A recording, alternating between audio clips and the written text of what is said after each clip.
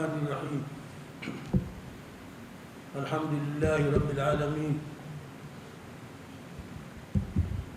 وبه نستعين على أمور دنيانا والدين وصلى الله وسلم وبارك على نبينا وحبيبنا وشفيعنا يوم القيامة محمد صلى الله وسلم عليه وعلى آله وصحبه ومن تبع هداهم ليوم الدين. أما بعد, tunaendelea katika siku ya leo Ijumaa ya 3 katika mwezi wa Dhulqaada, kitabu chetu Muntaqa al-Akhbar katika ukurasa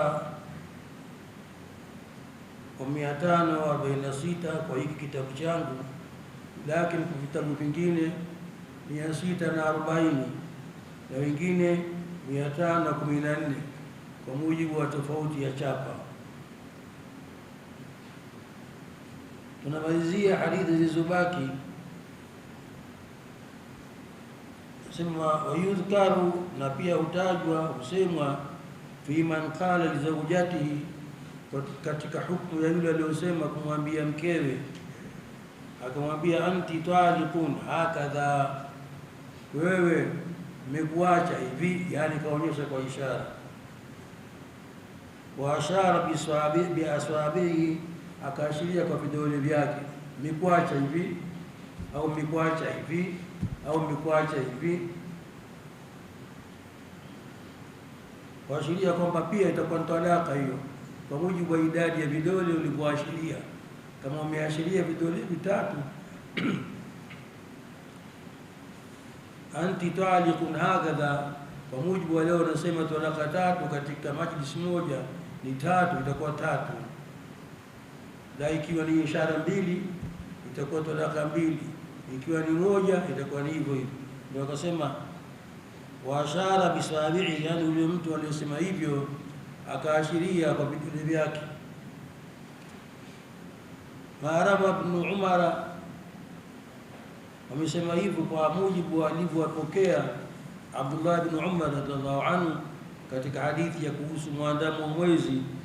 Qala Rasulullah sallallahu alaihi wasallam ash-shahru hakadha wa hakadha wa hakadha, yani bwana mtume sallallahu alaihi wasallam kaishiria mwezi ni hivi na hivi na hivi. Jumla ngapi? 30. Au mwezi ni hivi na hivi na hivi, na akaishi kimoja kuja nao, itakuwa mwezi siku ngapi? 9. Ndio anasema mwezi ni hivyo, hakuna zaidi. Ima utaandama kwa 29 au utaandama kwa 30, anavyosema Ibn Umar radhiallahu anhu. Hakuna mwezi unaandama kwa 28 wala hakuna mwezi unaandama kwa 30 kwa 31, mwisho 30 tu. Wanasema watu wa falaki ule mwezi hauwezi kuandama kuonekana mpaka umalize manazili yake 28. Wanasema kuna manzila alula, manzila ya kwanza, ya pili, ya daraja zile ambazo mwezi hupitia hapo. Ukifika katika daraja 28 sasa, ukiangalia kama ni mwezi 29 huoni huko, huoni. Kama kuona utakuja kuona huko. Kwa nini wanasema? Ni kwamba katika kifika siku 29 hakuna manzila, yani mwezi haupo katika kituo. Kama wanasema unaendelea katika eneo la kuhama kutoka katika kituo 28 kwenda katika kituo cha kwanza. Kwa hiyo ule usiku mmoja uliobaki, kama umekwenda haraka sana utaandama kwa 29, lakini ukichelewa ndio unaandama kwa 30. Ndio maana naona watu hawa wanaandika kalenda, siku nyingine wanakosea. Hapa ndipo wanapotatiza. Haya mambo yako kwa mwenyewe Allah subhanahu wa ta'ala. Sasa hapa anasema mwezi ni hivyo, ima utaandama kwa 29 kwa kwenda haraka haraka kukata ile masafa yenye ambayo haina manzila. Hauwezi kuonekana mpaka uingie manzila ula, na ukishaingia manzila ula ndio sisi tunasema mwezi umezaliwa. Lakini sasa kuonekana kuna masaa yake maalum kuweza kuonekana kwa watu waliomo katika ardhi. Kwa hiyo akisema hivyo asharu hakadha wa hakadha, kaashiria basi yasema yani 30. Thumma qala, kisha kasema pia wa hakadha wa hakadha wa hakadha, yani 29, kaashiria kwa vidole vidole 29. Kwa hiyo yakulu maratan 30 wa maratan 29 muttafaqun alayh. Hapa imechukuliwa kiasi tu kwamba uone kazi vile vile kama ilivyo mtu anapoashiria kwa mwezi kwamba unaandama hivyo, na vile vile inawezekana mtu akaashiria talaka kwa vidole.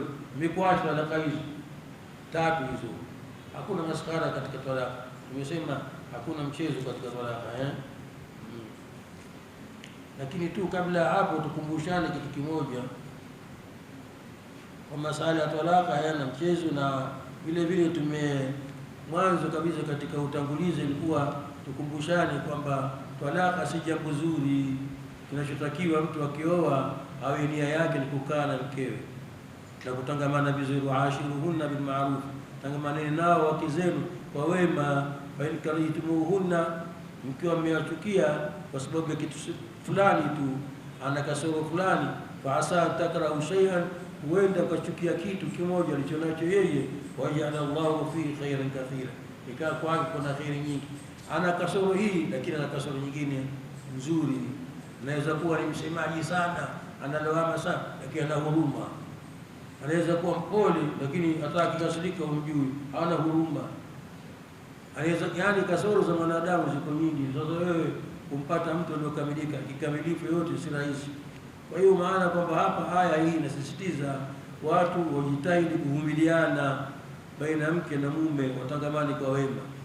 Na vile vile nisema talaka sio sera yetu sisi Waislamu, kwa sababu ukiangalia historia mitume wote hakuna mtume aliyosifiwa sana kwamba yeye anaacha na kuoa, anaacha na kuoa.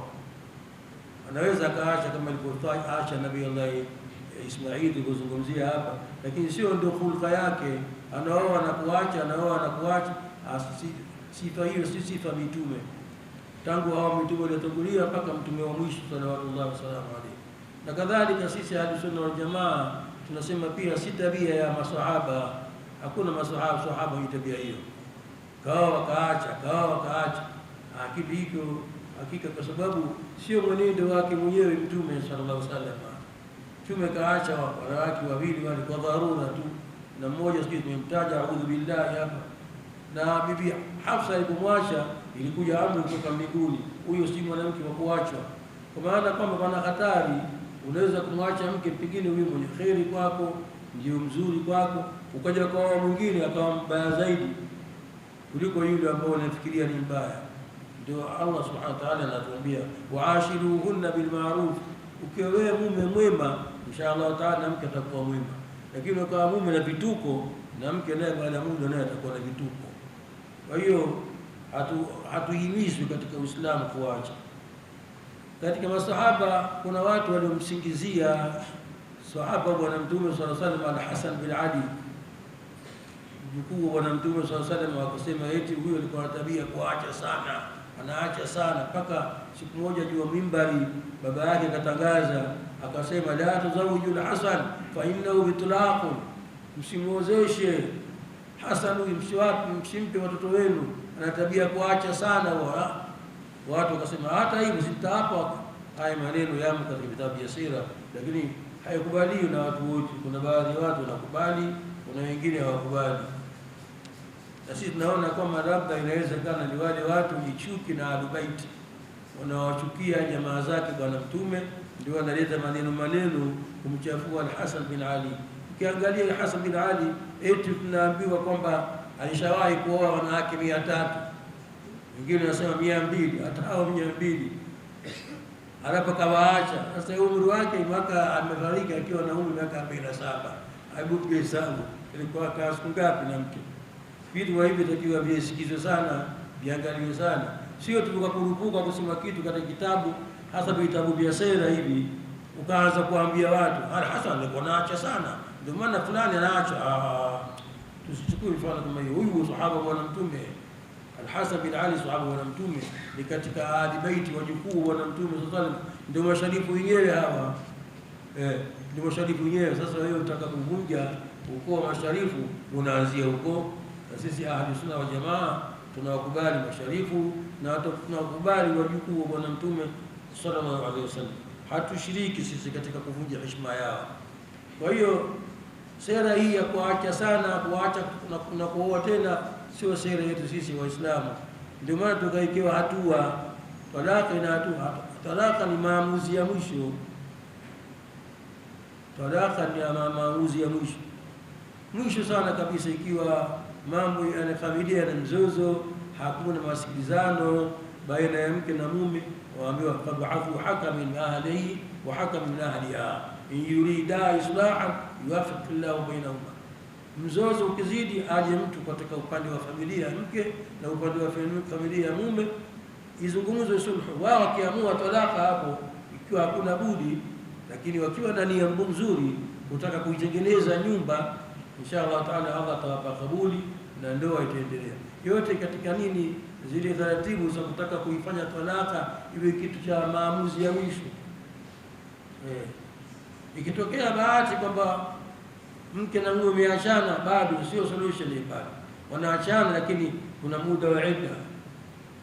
Muda wa idda 3 quru, anaweza kumrejea mke wakati wote, wala kuna vikwazo vingi vya kutaka shati ya shauriwe babu na babu. Akitaka kumrejea, tutakuja mbele kule kuzungumzia swala ya rejea. Yote kutaka kujenga familia ya mke na mume. Uislamu hauna nia kubomoa, Uislamu una nia kujenga.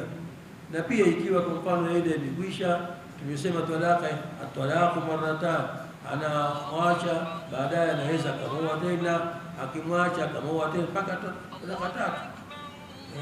Tumeyazungumza sikia. Tukasema vile vile tukumbushane kwamba kuna talaka ambazo haziruhusiwi. Amna kasida hapa kile. Sheikh, kuna kasida kadiria na sisi ngine watu wengine hiyo. Tayeb. Kadhalika tunakatazana kwamba talaka katika siku, mwanamke katika siku zake ni haramu kumwacha mwanamke katika siku zake, na kama kamwacha bahati mbaya itandazwa amrejee, akae naye tena, aingie katika tohara, aingie katika siku zake tena, aingie tohara hiyo ya pili. Tumesema hivyo, hiyo talaka ya bid'a inaambiwa. Kwa vile vile tukasema talaka kwa mke ambaye, kwa mume ambaye kamwingilia mkewe akafanya naye tendo la ndoa, kisha baadaye akakurukushana, haya talaka, hapo sio wakati wa kuacha, taendelea kukaa hivyo hivyo, aingie katika siku zake. Hiyo tohara nyingine itakayokuja atamwacha. Yote ni kuvuta muda mpaka isiwe talaka jambo la kuchezewa. Na vile vile tumezungumzia kwamba kuna talaka ya sarih, yani mtu akimwambia mkewe nimekuacha, hata ikiwa hakunuia, hata ikiwa ni mchezo maskhara, ishakuwa talaka. Lakini kuna talaka ya kinaya, ya kumfumbia, nenda kwenu basi kama hutaki ukaa, mpaka tujue umemwambia hivi kwa lengo gani. Umesema ende kwao kwa maana umemwacha au bado ni mkeo. Hayo yote tumezungumzia.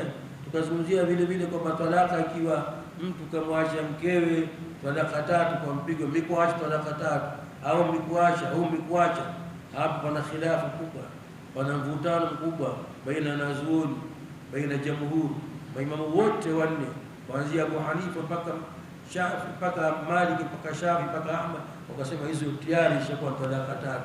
Na wanazuoni walikuja nyuma kama shekhe wetu hapa, isipokuwa tu wamekuja baadhi ya watu katika ahlu dhahiri, akiwepo Ibn Hazmi, ndio akasema talaka 3 hizo ni moja, wakusema anarejea wakati bwana Mtume sallallahu alaihi wasallam, na kaunga mkono baadhi ya wanazuoni kama vile Ibn Taymiyyah na wengineo. Na ileta fitna kwake sana Ibn Taymiyyah, mpaka nasemekana kwamba sababu ya kufungwa Ibn Taymiyyah ni mzozo uliotokea kwa hii, kwamba wanazuoni wanasema talaka 3 hiyo kwa majlisi moja ni 3, yeye akasema ni moja. Kwa hivyo mambo haya tumeyazungumzia. Sasa bado tuko pale katika hii hadithi nambari 3374. Tunasema kwamba hata ikiwa atamuacha kwa ishara, tumekuacha talaka hisi au talaka hisi, si anaongeza talaka ziuzwi zinatolewa bure, basi itakuwa tayari kashika talaka 3 na khilafu itaendelea kuwepo. Lakini tu tukasema masala haya takiwazungumzia na mashaikh hata juu ya mimbari, kwamba watu watawala masala ya talaka msiyavamie, talaka jambo la kutaka umshauri mwanazuoni, nitaka kumwacha mke wangu, nifundishe. Mbona kuoa unafundishwa bwana, unafundishwa zawajtuka, ukababaika sangia sauti nene lakini kwa vile unayetaka mke, lakini mke umtake ndio unadharau. Kimdharau kwa unadharau sheria yake Allah subhanahu wa ta'ala, hilo jambo aliruhusiwa. Ndio hapa akasema kwamba akatoa mfano kama vile Ibn Umar alivyoashiria kwamba bwana mtume akasema za salama, mwezi siku 30 au mwezi siku 29. Naendelea sasa na hadithi nambari 3375 ambayo kwa vitabu vingine ni 2863. Asema wayudhkar, na vile vile utabi ikazungumzwa fi mas'alati man, katika mas'ala ya mtu, man khala li ghairi madkhuli biha, mwenye kusema akamwambia mke ambaye hakupata kumuingilia, baada ya kumwoa tuwajiwahi kumuingilia, akamwambia anti taliqun taliq. Haya mas'ala yataka maelezo kwa makini sana. Akamwambia anti taliqun, anti taliqun, hiyo tofauti na kumwambia anti taliqun thumma taliqun, yote hapo akamwambia anti taliqun wa taliq. Hapa kwa mwanamke ambaye hajapata kumuingilia, akamwambia anti taliqun taliqun, yahtamil mawili, na itaangaliwa nia yake. Ikiwa akasema hivyo kwa maana kukariri, yani kukariri kwa kutilia nguvu, wewe umeachika, kwamba karudia pale pale, itakuwa talaka ni moja, itakuwa ni talaka ni moja. Lakini ikisema anti taliqun taliqun, kwa maana nini? Kwa maana ya kwamba ile ni ya kwanza na ni ya pili, itafidisha talaka mbili. Hii ni kutokana na kaida za kinahu, wanasema ni wao ni mutlaq al-jam'i, wao ni mutlaq al-jam'i. Kisema jaa Zaid wa Amr, inawezekana katangulia mmoja baadaye akaja mmoja, au jaa Zaid wa Amr kama amekuja wote. Sasa hapa inategemea nia yako. Uliposema hivyo akasema mimi nilikuwa sikusudia talaka mbili, ile tamko la kwanza nalitilia nasisitiza kwa ile tamko la kwanza, hapo itakuwa talaka moja. Lakini ikiwa mbili basi itakuwa mbili. Lakini sasa huyu kwa mke ambaye kwamba ni mdogo, hapa tutajua akiwa ni mke mdogo hujamwingilia, hii kauli ya pili ukisema taliqun thumma taliqun, wewe mikuacha kisha mikuacha, hapa wasema hakuna isipokuwa kwa talaka hii moja. Taliqun thumma taliqun, maana kwamba mikuacha kisha takuacha, kwa maana baada ya kukurejea pia atakuwa mikuacha, wote watakuwa talaka. Lakini kwa huyu ambaye ni hujapata kumuingilia, huwezi kumwacha talaka mbili. Talaka ya kwanza ni ya pili ya kumwacha, yani kumpa talaka wakati yumo katika ndoa, na baada ya kwanza itakuwa talaka moja. Sawa, anti taliqun bashi. Hii ya pili thumma, kwamba akishamaliza eda tena utakuwa umemwacha tena, lakini huyu ni hujamwingilia, hujamwingilia.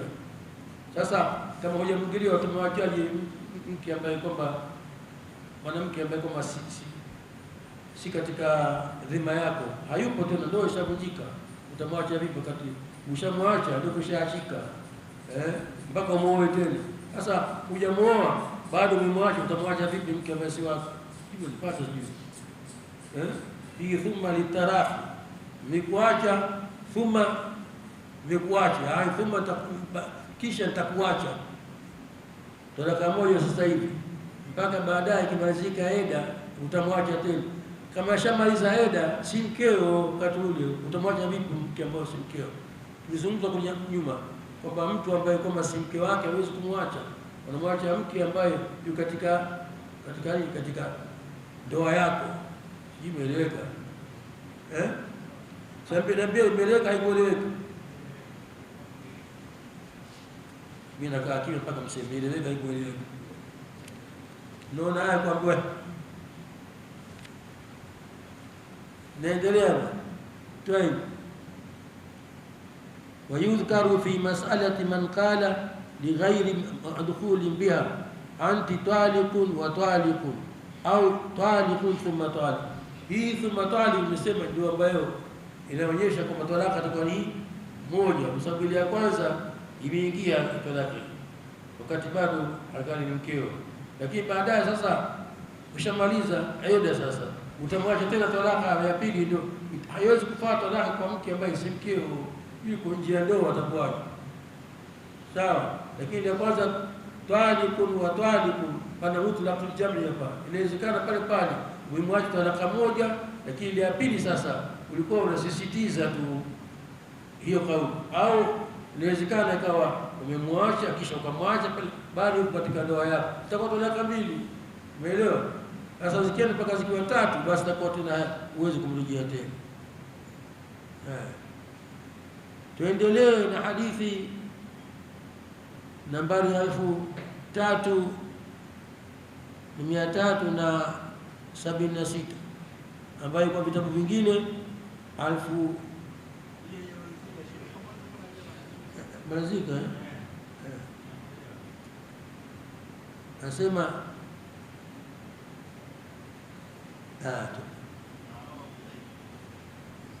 thumma talib ma rawa Hudhaifatu, wa ile hadithi aliyopokea Hudhaifa radhiallahu anhu, qala Rasulullah sallallahu alaihi wasallam la taqulu ma sha Allah wa sha fulan. Masala ya aqida, la taqulu ma sha Allah wa sha fulan, msiseme hivyo akipenda Allah na akipenda, usichanganye hapa. Pendo uwezo wa Allah tofauti na uwezo wa mwanadamu. Uwezo wa mwanadamu hauji mpaka mwenyewe Allah apende. Kwa hiyo uwezo kusema hivyo akipenda Allah na akipenda fulani, haitakiwi lugha hiyo, bali useme hivi ma sha Allah thumma fulani. Ndio, la taqulu ma sha Allah wa sha fulani wa qulu ma sha Allah thumma sha fulani. Mseme hivyo Allah akipenda, thumma na wewe ukipenda. Allah akipenda kisha na wewe ukipenda. Kwanza itangulie uwezo wa Allah kupenda. Kama akupenda Allah, wewe ukipenda, nasaidia nini? Kwa hiyo usishirikishe kupenda kwa Allah na kupenda kwa wanadamu, hii itakuwa ni shirki. Tumesala aliyezungumzia kitabu tauhid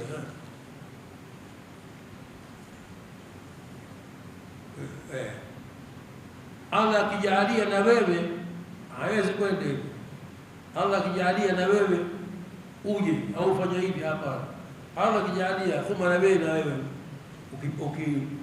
ukijaliwa kuja, basi utakuja. Kwa hiyo mambo yote ya Allah, ndio maana kaambiwa hapa yote kuonyesha hii wao hapa ya kwanza mutlaqul jam'i, hii wao mutlaqul jam'i, lakini ya pili wao inakuja litarahi. Ya kwanza kuonyesha pana ushirikiano hapa baina yako wewe na Allah subhanahu wa ta'ala, kitu ambacho ni shirki, hawezekani kumshirikisha Allah na mja.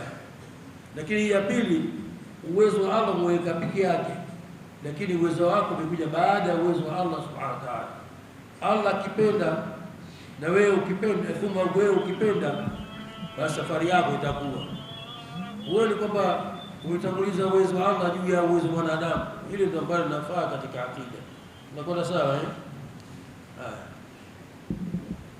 Rawahu Ahmad wa Abu Daud wa Ibn Majah, maana pia nayo Ibn Majah katika Sunan hadithi hii, lakini kwa maana yake tofauti na lafzi hili. Hii msoma Twende katika hadithi nambari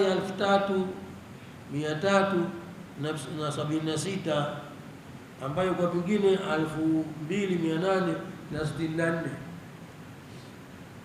Wa an Qutailah binti Sayfi al-Juhaniya, na katika Answaria pia. Huyu mwanamke katika kabila Juhaina, kabila Juhaina. Haya ni makabila ya zamani yalikuwepo Juhaina, ni makabila ambayo toka wakati wa mtume wapo mpaka leo wapo. Nakumbuka nilipokuwa nasoma chuoni, tulikuwa na kijana mmoja wa Kisaudia ambaye mwenzetu katika darasa akiitwa Zaid al-Juhani katika kabila Juhaina. Mpaka leo makabila yao Ghamidi, haya makabila ya zamani wakati wa mtume. Sasa huwezi kukataa mtu mwambie wewe kabila hiyo hamna, si kabila kabila bwana, nasaba inaendelea. Ndio maana kama kizazi cha Nabii Allah Nuh hakipo, mtu akieleza nasaba yake mwache hivyo hivyo, usitaki kumkosoa. Unaona wewe si nasaba yako hiyo, una ushahidi gani kama si nasaba yako? Kwa hiyo Juhaina huyu ni mwanamke ambaye katika masahaba, lakini si maarufu sana kwa sababu hana hadithi zaidi ya hii. Hadithi niliyojua ni hii tu, Bi Kutaila radhiallahu anha, lakini usimuolee kwa kuwa hana hadithi nyingi ukafikiri kwa si sahaba. Ni sahaba wa Bwana Mtume sallallahu alaihi wasallam. Anasema qalat ata habru min al-ahbar, alikuja mwanazuoni katika wanazuoni wa Kinaswara au katika Uyahudi. Ata habru min al-ahbar ila Rasulillah sallallahu alaihi wasallam, alikuja kwa Bwana Mtume sallallahu alaihi wasallam, huyu mwanazuoni wa Kiyahudi. Faqala, akasema ya Muhammad, anamwambia Bwana Mtume, ya Muhammad, ni'mal qaumu antum, ungekuwa ni watu bora nyinyi mngelikuwa ni watu bora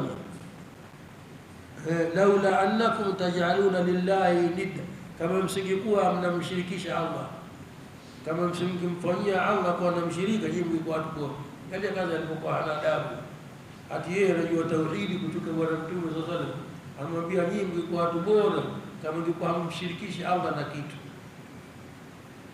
Kwa vipi? Qala, kasema Bwana Mtume sallallahu alaihi wasallam, subhanallah, ma dhaka, na ajabu nini hilo ndio kufanya mpaka useme hivi? Qala, kwa sababu taquluna ma sha Allah wa shita, nasema hivyo akipenda Allah na wewe. Hii wao muthlaq jamil, unamshirikisha Allah na kiumbe wake, kitu ambacho haitakikani. Yahudi kakijua, sisi mpaka leo kuna wengine hayajui haya, lakini Yahudi kayajua mapema, kwa sababu anasoma vitabu vile unamsoma sisi. Sasa sisi vitabu vyetu hatusomi, utajuaje? Ndio wasema nyinyi kama si hivyo basi nyinyi mngekuwa watu wa tauhidi, lakini mmekuwa washirikina kwa sababu kumshirikisha wanadamu na Allah. Ukamwambia nasema hivi masha Allah wa shita. Qala, kasema mpokezi, fa amma hala Rasulullah, akakaa Bwana Mtume kidogo, mula kipande kitambo kifupi kidogo, naona bwana, akasubiri Bwana Mtume shay'an kwa muda fulani. Thumma qala, akasema innahu qad qala faman qala ma sha Allah falyafsil minhuma thumma shita. Unaona bwana, atakayesema ma sha Allah tukia sasa, akasikia baadhi yao nasema hivyo. Kwa hiyo atakayesema ma sha Allah apambanue baina ma sha Allah na thumma, aseme ma sha Allah thumma shita, umoja ma sha Allah thumma shita. Lakini ma sha Allah wa shita unamfanya Allah na ule kiumbe wake sawa pamoja, wanashiriana katika jambo hili. Ni katika mambo ya akida ya Ahli Sunna wal Jamaa. Nafikiri imeeleweka. Naam, twende kidogo malizia hadithi ya pili.